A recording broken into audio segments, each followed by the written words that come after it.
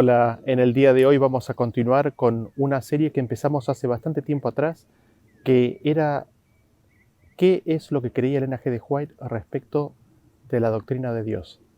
Y vamos a continuar en el día de hoy con un análisis de las citas que ella hace respecto de Jesús, respecto de Cristo, de cuál era su condición antes de la encarnación, de su preexistencia, de su divinidad, de su posición, de su autoridad. Así que vamos a revisar estas citas y ver qué es lo que ella creía.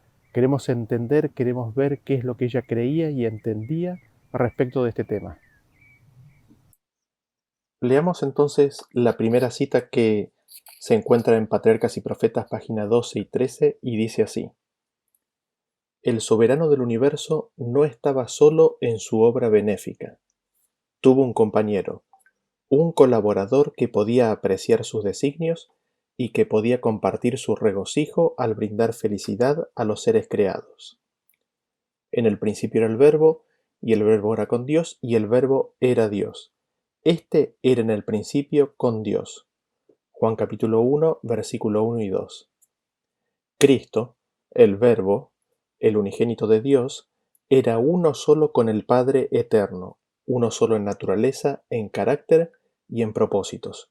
Era el único ser que podía penetrar en todos los designios y fines de Dios. Y llamaráse su nombre admirable, consejero, Dios fuerte, Padre eterno, príncipe de paz. Sus salidas son desde el principio, desde los días del siglo. Isaías 9:6 y Miqueas 5:2.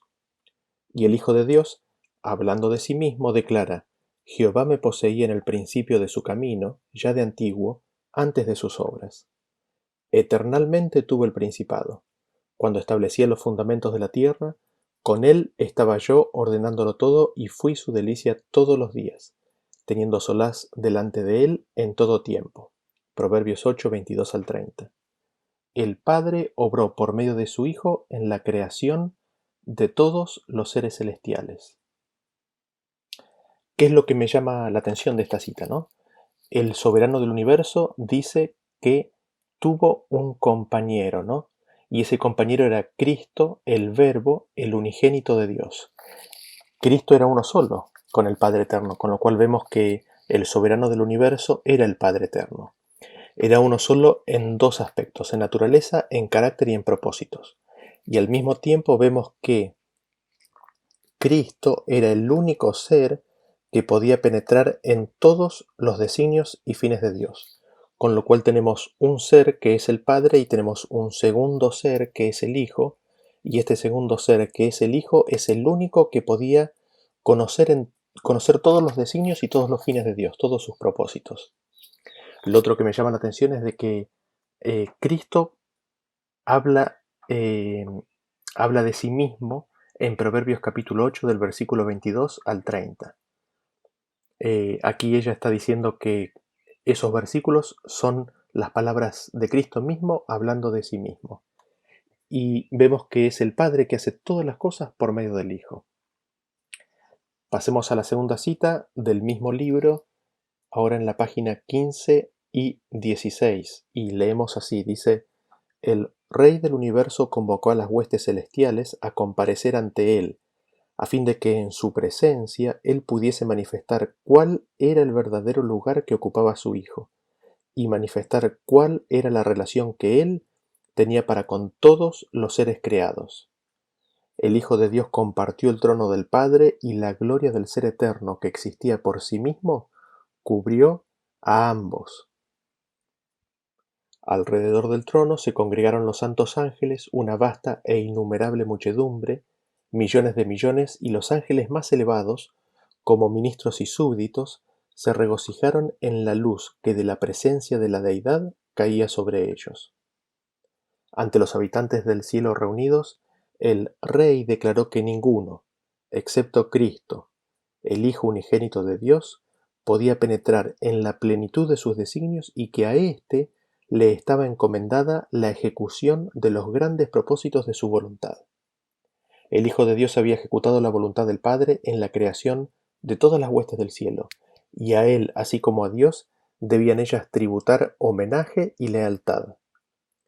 Cristo había de ejercer aún el poder divino en la creación de la tierra y sus habitantes, pero en todo esto no buscaría poder o ensalzamiento para sí mismo, en contra del plan de Dios, sino que exaltaría la gloria del Padre y ejecutaría sus fines de beneficencia y amor.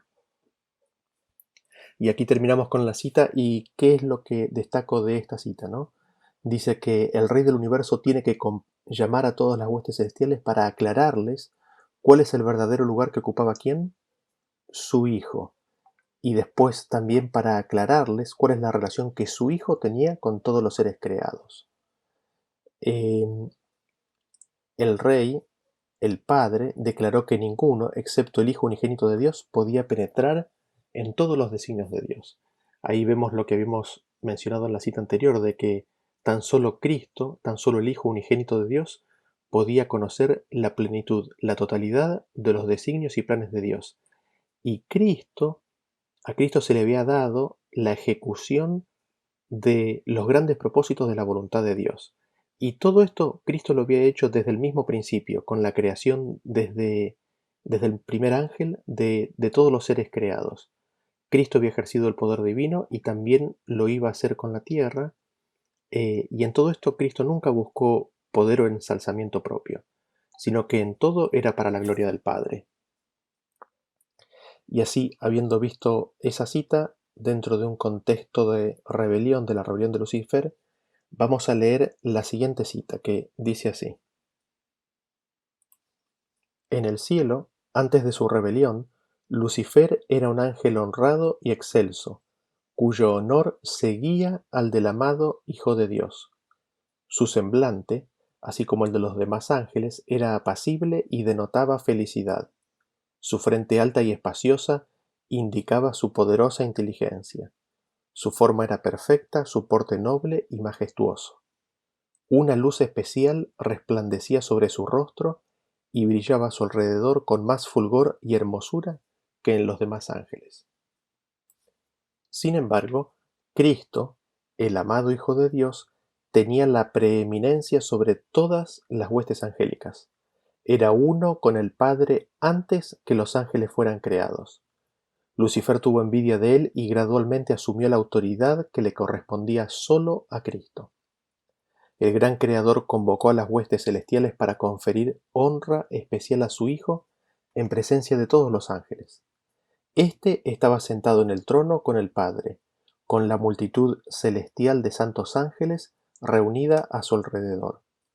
Entonces el Padre hizo saber que había ordenado que Cristo, su Hijo, fuera igual a él, de modo que donde quiera estuviese su Hijo, sería como su misma presencia.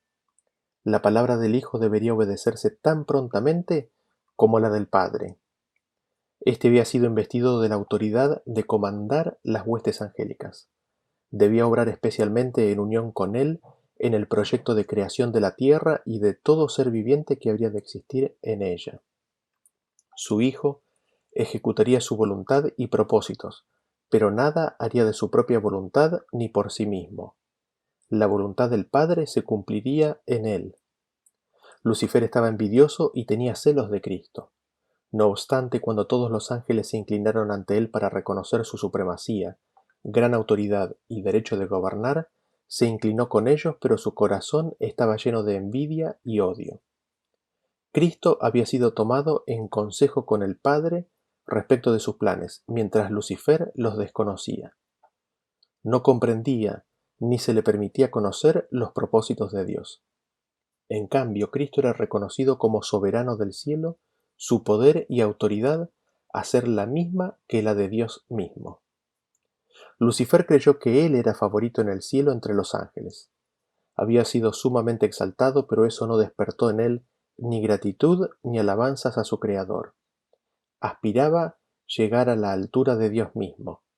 Se glorificaba en su propia exaltación. Sabía que los ángeles lo honraban.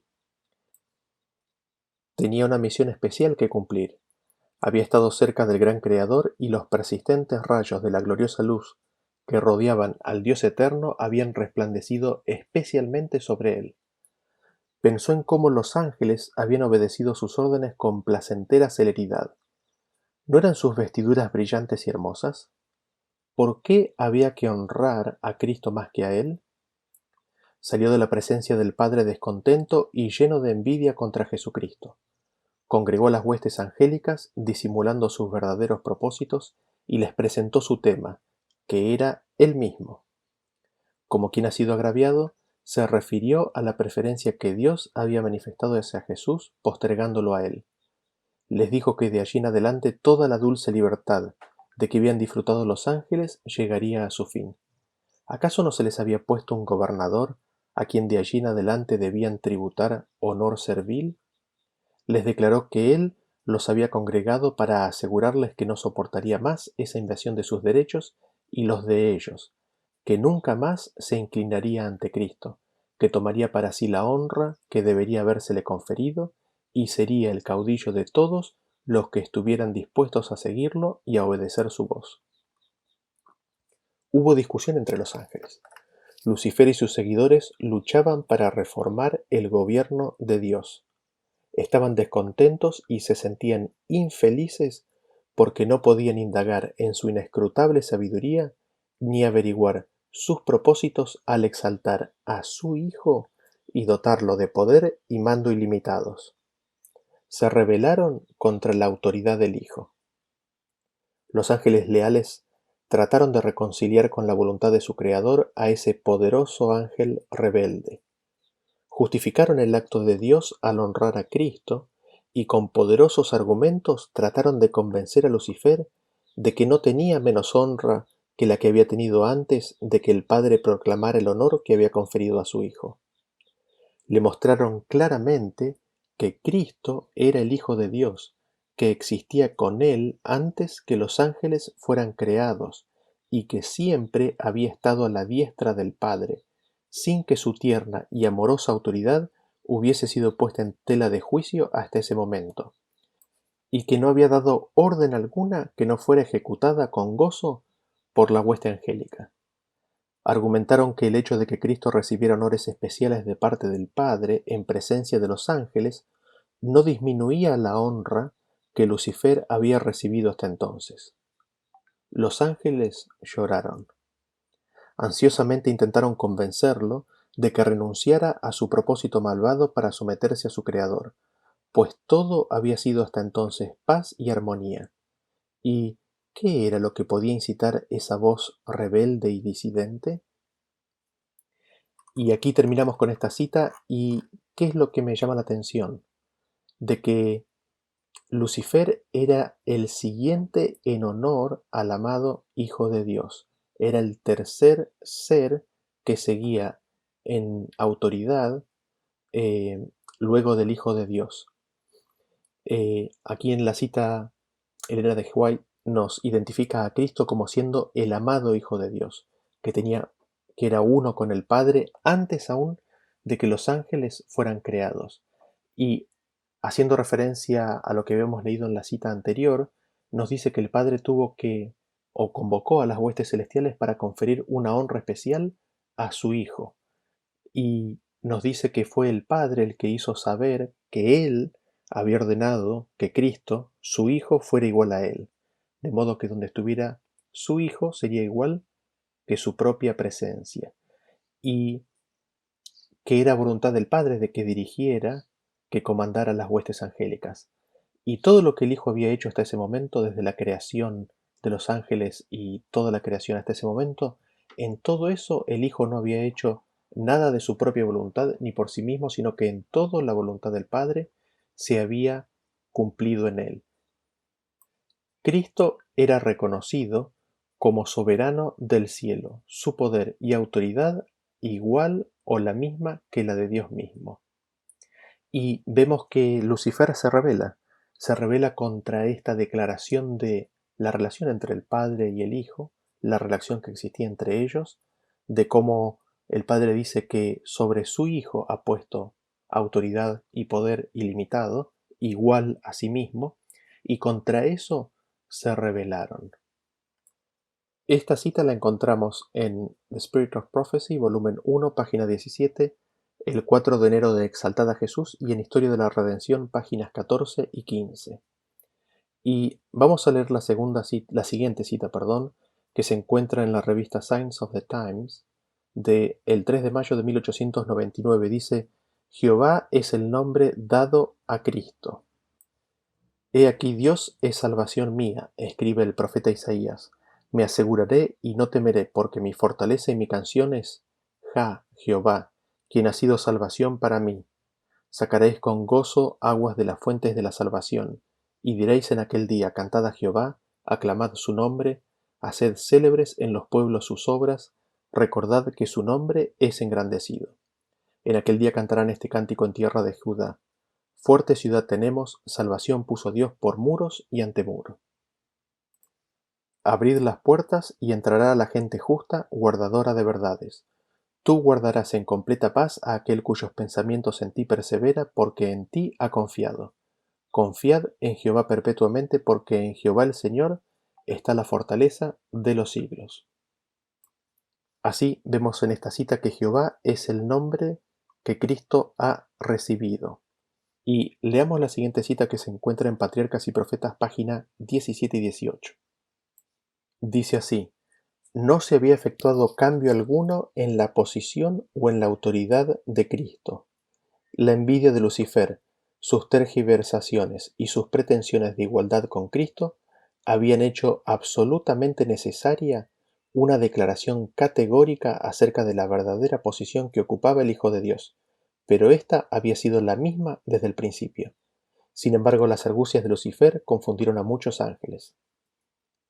Y aquí vemos lo que habíamos mencionado anteriormente: la pretensión de Lucifer de ser igual a Cristo y la necesidad categórica, o la necesidad de hacer una declaración categórica respecto de la verdadera posición del Hijo de Dios, y que esta condición, esta posición de Hijo de Dios, era la misma, había sido la misma desde siempre, desde el principio. Leamos la siguiente cita que se encuentra en el Espíritu de Profecía, volumen 1, página 19. Dice: hubo contienda entre los ángeles. Satanás y los que simpatizaban con él luchaban por reformar el gobierno de Dios. Estaban descontentos e infelices porque no podían escudriñar su insondable sabiduría y averiguar cuál era el propósito al ensalzar a su Hijo Jesús y dotarle de tan ilimitado poder y comando. Se rebelaron contra la autoridad del Hijo. Y leemos la siguiente cita que se encuentra en la revista Review and Herald del 5 de abril de 1906, que dice: aunque la palabra de Dios habla de la humanidad de Cristo cuando estuvo en esta tierra, también habla definitivamente acerca de su preexistencia. El Verbo existía como un ser divino, como el Hijo eterno de Dios, en unión y en unidad con el Padre. Desde la eternidad era el mediador del pacto, aquel en quien serían bendecidas, si lo aceptaban, todas las naciones de la tierra, tanto judíos como gentiles. El Verbo era con Dios y el Verbo era Dios. Antes de que los ángeles fuesen creados, el Verbo estaba con Dios y era Dios. Aquí lo que me llama la atención de esta cita es que dice que el Verbo existía como un ser divino. Era un ser, era otro ser que también era divino, que el Verbo existía como el Hijo eterno de Dios. En su condición de divinidad, en su condición eterna, Él era Hijo de Dios. Seguimos leyendo la siguiente cita que se encuentra en La verdad acerca de los ángeles, página 38. Dice: los ángeles leales trataron de reconciliar con la voluntad de su creador a ese poderoso ángel rebelde. Justificaron el acto de Dios al honrar a Cristo y con poderosos argumentos trataron de convencer a Lucifer de que no tenía entonces menos honra que la que había tenido antes que el Padre proclamara el honor que había conferido a su Hijo. Le mostraron claramente que Cristo era el Hijo de Dios, que existía con él antes de que los ángeles fueran creados y que siempre había estado a la diestra del Padre, sin que su tierna y amorosa autoridad hubiese sido puesta en tela de juicio hasta ese momento, y que no había dado orden alguna que no fuera ejecutada con gozo por la hueste angélica. Resalto de la siguiente cita cómo los ángeles leales mostraron claramente que Cristo, ¿quién era? Era el Hijo de Dios, que existía con él antes de que los ángeles fueran creados y que él siempre había estado a la diestra del Padre. Y sigamos leyendo la siguiente cita, que se encuentra en la historia de la redención, página 19. Dice: El Señor informó a Satanás que sólo revelaría sus secretos designios a su Hijo y que requería que toda la familia celestial, incluido Satanás, le rindiera una obediencia absoluta e incuestionable, pero que él, Satanás, había demostrado que no merecía ocupar un lugar en el cielo. Vemos aquí que eh, el Padre, Dios, el Señor, le informa a Satanás que sólo revelaría sus secretos designios a su Hijo, a nadie más. Dios solo revelaría sus secretos designios tan solo a su Hijo. Leemos la siguiente cita que se encuentra en Patriarcas y Profetas, página 17. Dice: Sin embargo, el Hijo de Dios ocupaba una posición más exaltada que él. Está hablando de Lucifer ahí, ¿no? El Hijo de Dios era igual al Padre en poder y autoridad. Él compartía los designios del Padre, mientras que Lucifer no participaba en los concilios de Dios. ¿Por qué, se preguntaba el poderoso ángel, debe Cristo tener la supremacía? ¿Por qué se le honra más que a mí? Aquí vemos nuevamente que el Hijo de Dios era igual al Padre en poder y autoridad, compartía los designios del Padre exclusivamente. Leemos la siguiente cita que se encuentra en Patriarcas y Profetas, página 15. Dice: El propósito de este príncipe de los ángeles llegó a ser disputar la supremacía del Hijo de Dios y así poner en tela de juicio la sabiduría y el amor del Creador. Al lograr este fin estaba por consagrar las energías de aquella mente maestra, la cual, después de la de Cristo, era la principal entre las huestes de Dios. Y leemos la siguiente cita que se encuentra en la Historia de la Redención, página 18 y 19. Dice: Rebelarse contra el gobierno de Dios era un crimen enorme. Todo el cielo parecía estar en conmoción. Los ángeles se ordenaron en compañías. Cada división tenía un ángel comandante al frente. Satanás estaba combatiendo contra la ley de Dios por su ambición de exaltarse a sí mismo y no someterse a la autoridad del Hijo de Dios, el gran comandante celestial.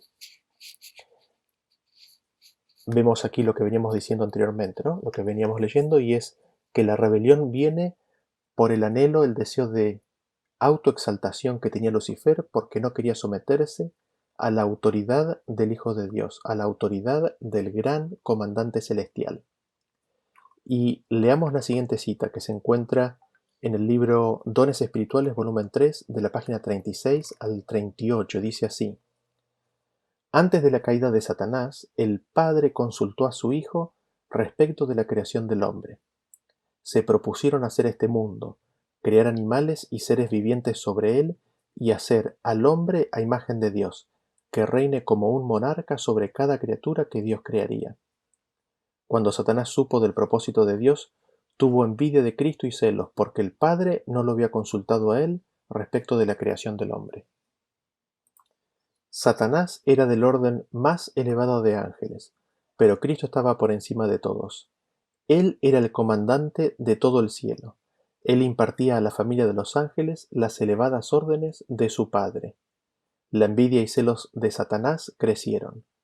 Antes de su rebelión, todo el cielo estaba en armonía y en perfecta sumisión al gobierno de Dios. Satanás comenzó a insinuar sus sentimientos de insatisfacción a otros ángeles, y un número de ellos estuvo de acuerdo en ayudarlo en su rebelión. Satanás no estaba satisfecho con su posición. A pesar de haber sido muy exaltado, él aspira a ser igual con Dios, y a menos que el Señor complazca su ambición, determina su rebelión y rechaza su misión. Él desea, pero ni una vez se atreve a hacer conocida su envidia y odiosos sentimientos. Pero se contenta con ganar para sí a todos los que simpaticen con él, a pesar de estar profundamente equivocado. Les revela sus pensamientos de guerra contra Jehová. Verdaderos y fieles ángeles escuchan las terribles amenazas de Satanás e inmediatamente dan aviso a su gran comandante. Cristo les dice que el Padre y él están en conocimiento de los propósitos de Satanás y que están siendo indulgentes solamente para ver cuántos se unirán a él en rebelión contra el gobierno de Dios. Él les informa que cada propósito de Satanás es entendido. Fue el crimen más alto rebelarse contra el gobierno de Dios. Todo el cielo parecía en conmoción. Los ángeles fueron organizados en compañías cada una, con un ángel comandante a su cargo. Todos los ángeles estaban agitados. Satanás estaba guerreando contra el gobierno de Dios por su ambición de exaltarse a sí mismo y su negación de someterse a la autoridad del Hijo de Dios, el gran comandante del cielo. Mientras algunos ángeles se unieron a Satanás en su rebelión, otros argumentaron con él, tratando de disuadirlo de sus propósitos, contendiendo a favor del honor y la sabiduría de Dios en darle autoridad a su Hijo. Satanás exhortó: ¿por qué razón le fue entregado a Cristo poderes ilimitados y tan grande autoridad superiores a sí mismo? Se puso de pie orgullosamente y declaró que debería ser igual con Dios. Hace alarde ante sus simpatizantes de que no se someterá a la autoridad de Cristo. Al final, todos los ángeles son convocados a comparecer ante el Padre a fin de decidir sobre cada caso. Satanás, sin ruborizarse, hace saber a toda la familia celestial su descontento de que Cristo sea preferido sobre él, que Cristo esté en tan cercana comunión con Dios y que él, Satanás, esté desinformado respecto de sus frecuentes consultas. Dios informa a Satanás que esto él nunca puede conocer, que a su Hijo él revelará sus propósitos secretos y que toda la familia del cielo, Satanás incluido, debían dar obediencia implícita. Satanás audazmente declara su rebelión y señala a la gran compañía que piensa que Dios es injusto en no exaltarlo a él a ser igual con Dios y en no darle autoridad sobre Cristo. Declara que no puede someterse a las órdenes de Cristo, que él solo obedecerá las órdenes de Dios. Ángeles buenos lloran al escuchar las palabras de Satanás y al ver cómo desecha seguir la dirección de Cristo, su amante y exaltado comandante. Muy, muy interesante cita. ¿Qué es lo que encontramos aquí? De que la rebelión surgió por envidias, por celos hacia la persona de Cristo. ¿Por qué? Porque Cristo tenía una posición única en el cielo. Como hijo de Dios, había sido acercado a Dios y le había sido dado poder ilimitado, era el gran comandante y todos los designios y propósitos del Padre estaban abiertos a él. Eso es lo que genera una ambición por exaltarse a sí mismo en Lucifer y lo lleva a una lucha contra el gobierno de Dios. Así vemos en todas estas citas que el punto central de la rebelión es Cristo. Lucifer y un grupo de ángeles estaban descontentos con la posición que Cristo tenía y con su condición de hijo de Dios y su autoridad como comandante de las huestes celestiales. Esto venía por envidia y celos. Y seguimos leyendo la siguiente cita que se encuentra en La verdad acerca de los ángeles, página 49, dice: entonces hubo guerra en el cielo. El Hijo de Dios, el príncipe celestial, y sus ángeles leales entraron en conflicto con el archirrebelde y los que se le unieron. Ahí vemos que el Hijo de Dios es el príncipe celestial. Leemos la siguiente cita que se encuentra en Testimonios para la Iglesia, volumen 2, página 189. Dice: Jesús, unido con el Padre, había hecho el mundo.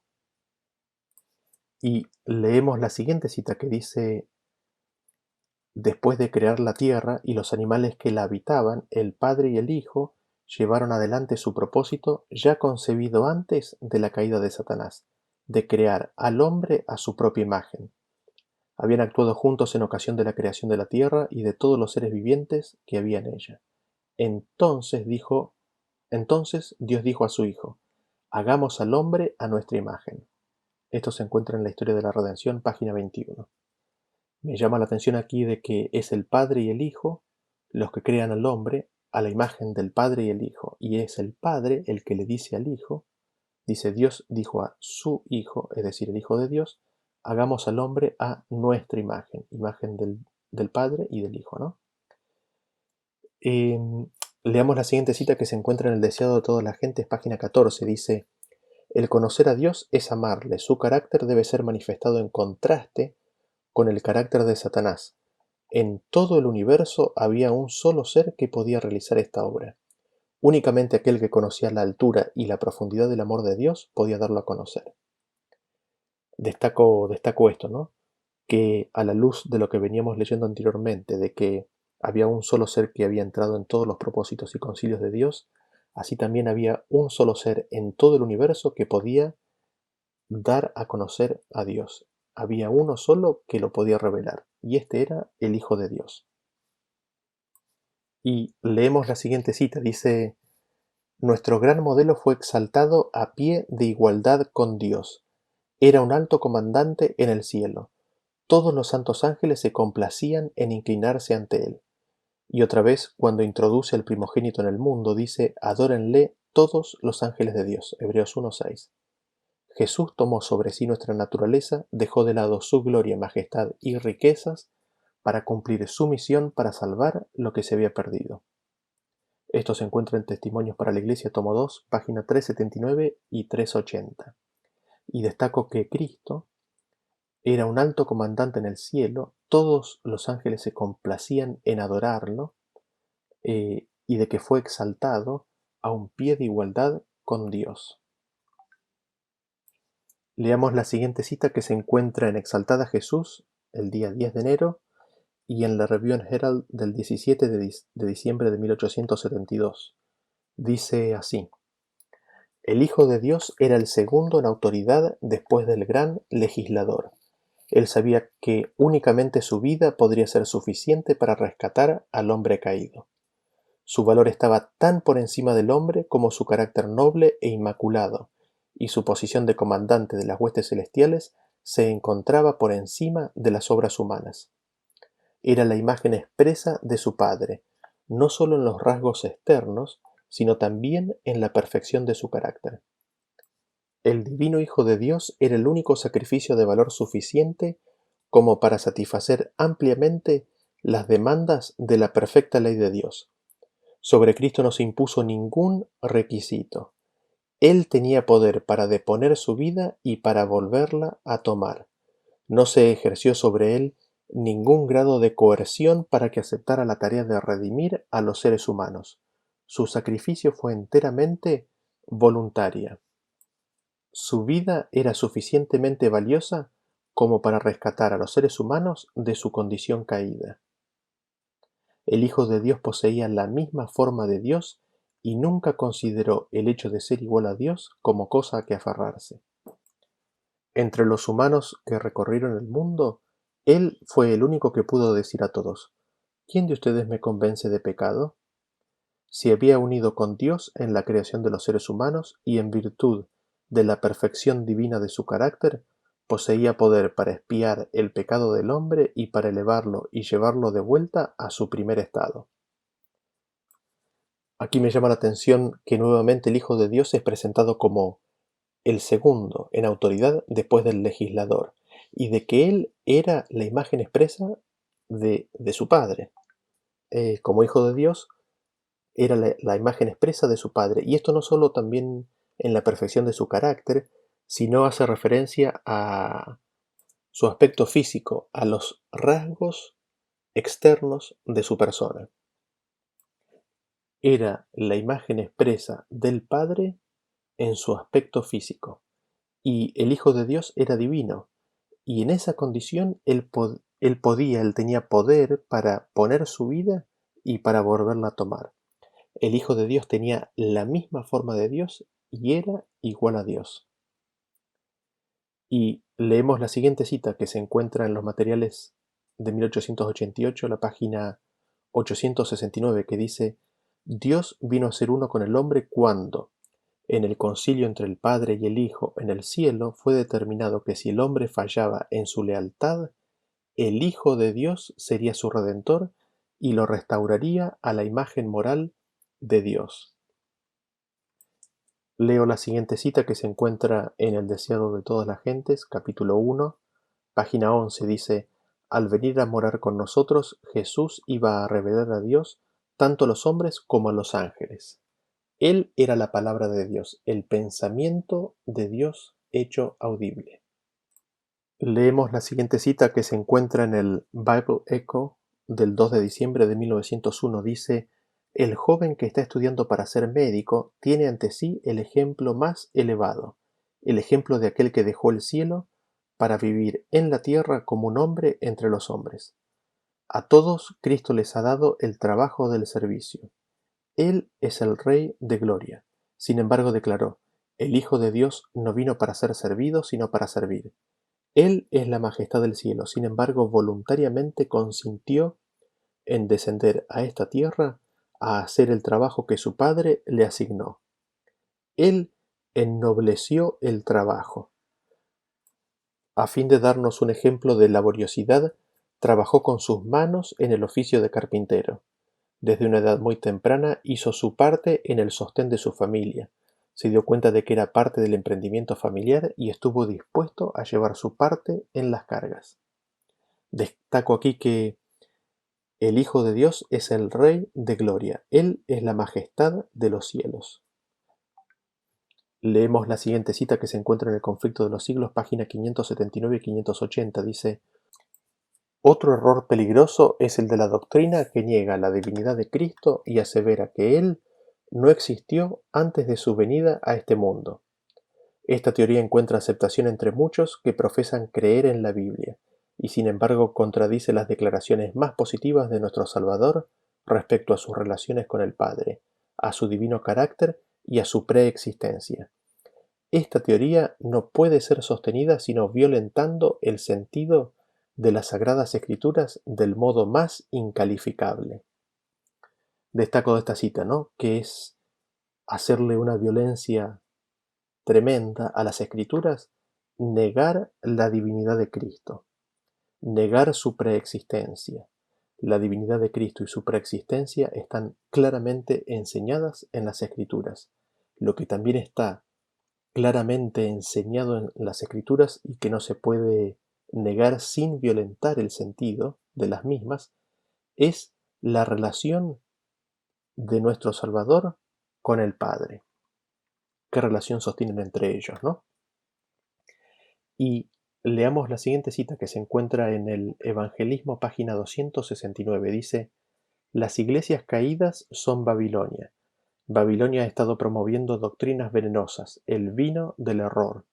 Este vino del error se compone de falsas doctrinas, tales como la inmortalidad natural del alma, el tormento eterno de los malos, la negación de la preexistencia de Cristo antes de su nacimiento y la defensa y exaltación del primer día de la semana por encima del día santificado por Dios.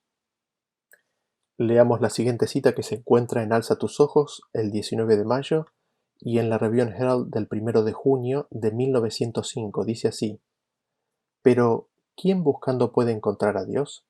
Los hombres pueden tener su propia interpretación sobre Dios, pero ninguna mente humana puede comprenderlo. Este problema no nos ha sido dado para que lo resolvamos. Que ningún hombre finito intente interpretar a Jehová. Nadie se permite entrar en especulaciones respecto de su naturaleza. Aquí el silencio es elocuencia. El omnisciente está por encima de toda discusión. Cristo es uno con el Padre, pero Cristo y Dios son dos personas diferentes. Leed la oración de Cristo en el capítulo 17 de Juan y encontraréis que se destaca claramente este punto. Cuán fervientemente el Salvador oró para que sus discípulos sean uno con Él, así como Él es uno con el Padre. Pero la unidad que ha de existir entre Cristo y sus seguidores no destruye la personalidad de ninguno de ellos. Han de ser uno con Él, así como Él es uno con el Padre. Mediante esta unidad deben expresar claramente al mundo que Dios envió a su Hijo para salvar a los pecadores. La unidad de los seguidores de Cristo con Él ha de ser la gran irrefutable prueba de que Dios realmente envió a su Hijo al mundo para salvar a los pecadores. Aquí lo que me llama la atención es de que no se puede entrar en especulaciones respecto de la naturaleza de Dios. Si hemos de hablar acerca de la naturaleza de Dios, el silencio es elocuencia. Nos dice que Cristo es uno con el Padre, sin embargo son dos personas diferentes. Y eso queda claramente explicado en el capítulo 17 de Juan, donde dice que el Salvador oró para que sean uno con Él, así como Él es uno con el Padre. Esto no destruye la personalidad de ninguno de ellos. Consecuentemente, tampoco la del Padre y la del Hijo. Cada uno de ellos tiene su personalidad e individualidad. Lo interesante de esto es de que es la gran prueba de que Dios realmente envió a su Hijo, está en la unidad de sus seguidores. Y leamos la siguiente cita que se encuentra en Primeros Escritos, página 77. Dice: He visto con frecuencia al amable Jesús y sé que es una persona. Le pregunté si su padre era una persona y tenía forma como él. Dijo Jesús: Soy la imagen expresa de la persona de mi Padre. Ahí vemos que el Padre es una persona y el Hijo es otra persona, de que el Padre tiene forma y es una persona así como el Hijo es una persona, y de que el Hijo es la imagen expresa de la persona del Padre, con lo cual confirma de que son dos personas, ¿no? La siguiente cita lo encontramos en el manuscrito 140 de 1903, que dice: Cristo y Dios son uno, sin embargo son dos personalidades distintas. Cristo habló con conciencia de autoridad, como quien posee en sí mismo poder que le permitiría hacer su obra. Nuevamente aquí tenemos el concepto de que son uno, pero esa unidad no destruye su individualidad y su personalidad. Cada uno es una personalidad distinta. Y en el mismo tenor leamos la siguiente carta, la carta 52 del año 1906, que dice así: Regresaré a la oración de Cristo. Dijo: Como tú me enviaste al mundo, así yo los he enviado al mundo, y por ellos yo me santifico a mí mismo, para que también ellos sean santificados en la verdad. Mas no ruego solamente por estos, sino también por los que han de creer en mí por la palabra de ellos, para que todos sean uno, como tú, oh Padre, en mí y yo en ti, que también ellos sean uno en nosotros, para que el mundo crea que tú me enviaste. La gloria que me diste, yo les he dado, para que sean uno, así como nosotros somos uno. Yo en ellos y tú en mí, para que sean perfectos en unidad, para que el mundo conozca que tú me enviaste y que los has amado a ellos como también a mí me has amado. Juan capítulo 17 del versículo 18 al 23. Estas palabras muestran que Dios y Cristo son dos personalidades distintas y separadas. La unidad por la cual ora Cristo, la cual ha de hacer a los creyentes uno con Él, así como Él es uno con el Padre, no destruye la personalidad de Dios ni la personalidad de Cristo. Los creyentes vienen a ser hijos de Dios y la personalidad de todos es preservada. Por medio de sus vidas, el mundo recibe una representación viviente de lo que la verdad puede hacer por aquellos que son santificados por medio de la creencia de la verdad. Ahí vemos lo que mencionamos anteriormente, ¿no? De que esa unidad a la cual los creyentes son llamados, esa unidad entre el Padre y el Hijo, y con el Padre y el Hijo, preserva la personalidad individual de todos, la del Padre, la del Hijo y la de todos los creyentes. En todos la personalidad es preservada, los rasgos individuales son preservados. Y leemos una cita más que se encuentra en Testimonios para la Iglesia, tomo 8, la página 280, dice: Las Escrituras indican claramente la relación que hay entre Dios y Cristo y hacen resaltar muy claramente la individualidad y personalidad de cada uno. Es decir, el Padre y el Hijo no son un ser, son dos seres, dos individuos, cada uno con su propia personalidad. Y aquí me gustaría terminar la lectura de las citas y resumir un poco lo que hemos encontrado en los escritos de Elena G. de White respecto del Hijo de Dios, de su posición, de su divinidad y de su eterna gloria. Y el resumen básicamente sería el siguiente, ¿no? El Padre es el soberano del universo y tenía un compañero que era su Hijo. Cristo es el Hijo del Padre. Cristo es consistentemente identificado como siendo desde siempre el unigénito Hijo de Dios. A Cristo le fue dado el nombre Jehová. El Padre y el Hijo son dos personas, dos individuos, dos seres independientes con su propia personalidad. Habiendo dicho eso, el Hijo es la imagen expresa del Padre, esto tanto en su aspecto físico como de carácter. El Padre y el Hijo son uno en naturaleza, carácter y propósito. Es decir, comparten y tienen la misma naturaleza de sustancia, es decir, Cristo es divino. Los dos son uno en carácter, es decir, tienen el mismo carácter de amor y tienen el mismo propósito. Pero esta unidad no destruye su individualidad y personalidad. Cada uno es un ser independiente y centro autónomo de pensamiento y decisión. Cristo era, desde el principio, el único que podía entrar en todos los designios y propósitos de Dios. Cristo estuvo antes de toda la creación con el Padre. Era el único ser que podía entrar y conocer todos los designios del Padre. Cristo era el comandante de las huestes celestiales y había estado siempre junto al Padre. Cristo era el príncipe del cielo. Todos lo honraban hasta que Lucifer se rebeló. Después de Cristo, Lucifer era el que seguía al Hijo de Dios en jerarquía. Era entonces el tercer ser o individuo que, en el cielo, luego de Cristo, tenía autoridad. Cristo había hecho siempre en todo la voluntad de su Padre y en ella se deleitaba. En esto, Cristo ejercía poder divino. El Padre había ordenado que Cristo fuera igual al Padre. Dios había dado a Cristo poder y mando ilimitados. Fue exaltado a un pie de igualdad con Dios. Cristo había sido investido con la autoridad para comandar las huestes angélicas. Cristo era el soberano del cielo. Esto había sido así desde siempre. Lucifer y sus ángeles se rebelaron contra el Hijo de Dios. Se rebelaron contra su autoridad y cuestionaron su derecho a gobernar sobre ellos. Cuestionaron la naturaleza de la relación con el Padre y cuestionaron su derecho a gobernar sobre ellos. Lucifer pretendía ser igual al Hijo de Dios. Esto hizo que fuera necesario una declaración categórica afirmando que Cristo era el Hijo de Dios desde el principio, declarando de esa manera su verdadera posición. Sin embargo, Lucifer decide entrar en una lucha total para disputar la supremacía del Hijo de Dios. El Padre y el Hijo crearon el mundo.